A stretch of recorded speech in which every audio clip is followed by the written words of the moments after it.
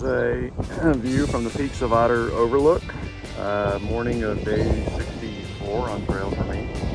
And right there is Sharp Top Mountain. And as you go over this way, you can see Flat Top Mountain, which I hiked with my friend Bill about a little over a year and a half ago.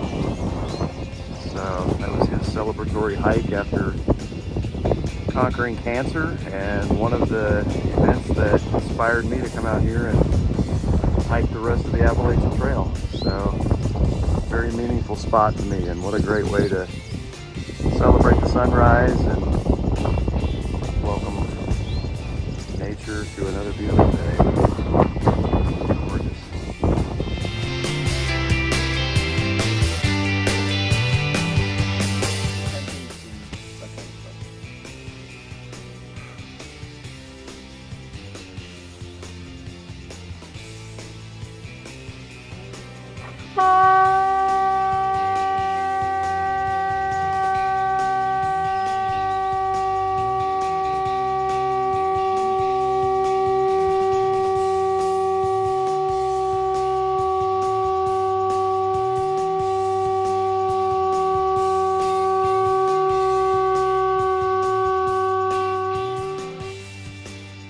What's up, y'all? Phoenix here, day 64.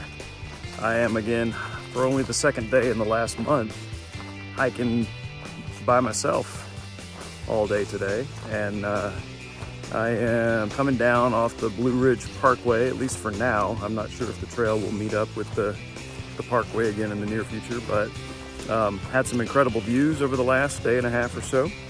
And got to sleep in a shelter last night for the first time in quite a while because the weather report was calling for thunderstorms. We only had about 10 minutes of rain and a few minutes of thunder last night, and then it cleared up, and it's been a little humid today, but not nearly as hot, and no chance of rain, at least according to the weather report for today or the next several days on trail. So pretty excited about that.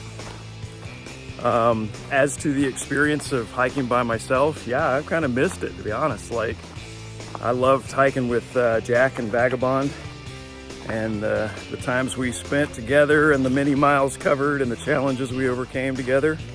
I'm sure I'll meet up with those guys again soon, but Jack is still somewhere between 10 and 15 miles ahead of me, and Vagabond's at least 5 to 7 miles behind. So yeah, I'm just kind of pacing myself in the middle of those guys and aiming for whatever feels right today. That could be 12 miles.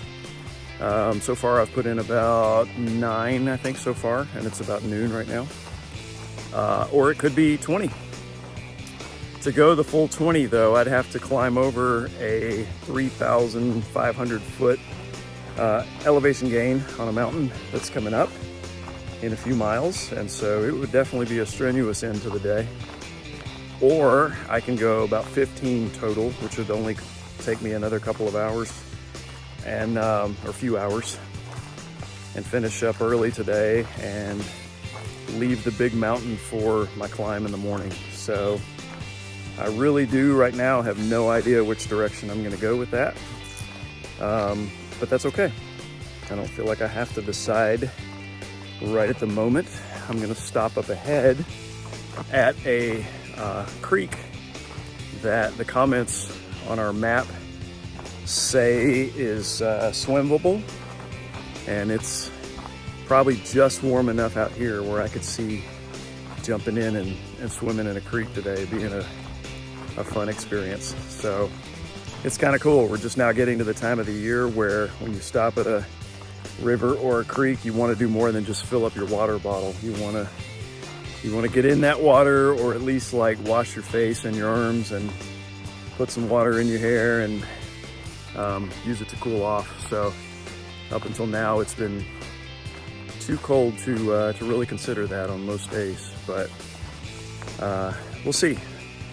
The new shoes are performing awesomely today. Yesterday I accidentally fell into a creek right after I filled up my water bottle, and got both my shoes wet. And so I had to walk around in sloshy shoes for the last 8 miles or so of yesterday. But I actually think it might have helped, because the friction against the new shoes was sort of bothering me in the morning.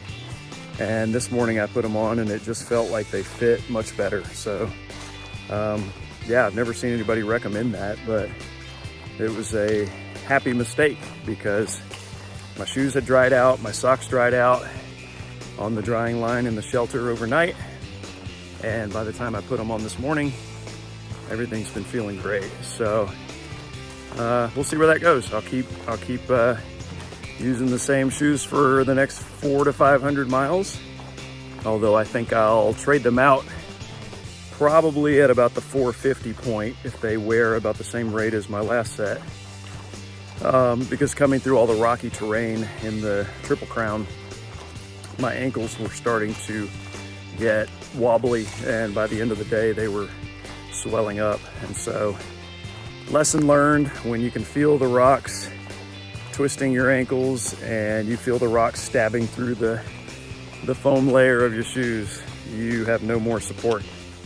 And coming through some of the more technical sections like we've had in these last 5 days or so, that was not as pleasant as it could have been if I had a better set of supportive shoes on. So yeah, we're constantly making adjustments and learning new lessons out here. And as someone said the other day, the shoes are your most important piece of equipment, so it pays to get them right. So yeah, I'm gonna keep going, and next 15 minutes or so I'll stop and eat lunch and hang out at the creek. I did see my first venomous snake on trail today. I think it was a copperhead. I'll throw up a picture of that guy, and but the people that know snakes better than me said that it looks like a copperhead. So he just sat on trail, he didn't move. I tossed a couple small rocks at him and he didn't care, and then I nudged him with my hiking pole, and he just very slowly made his way up into the woods again, but he didn't seem to be scared of me at all. So yeah, got to be careful out here. There's definitely venomous snakes on trail. And just strange that the first one I saw was at just over 750 miles into the trail for me. So cool stuff. All right, marching on. Hopefully hit the creek very soon and going for a swim.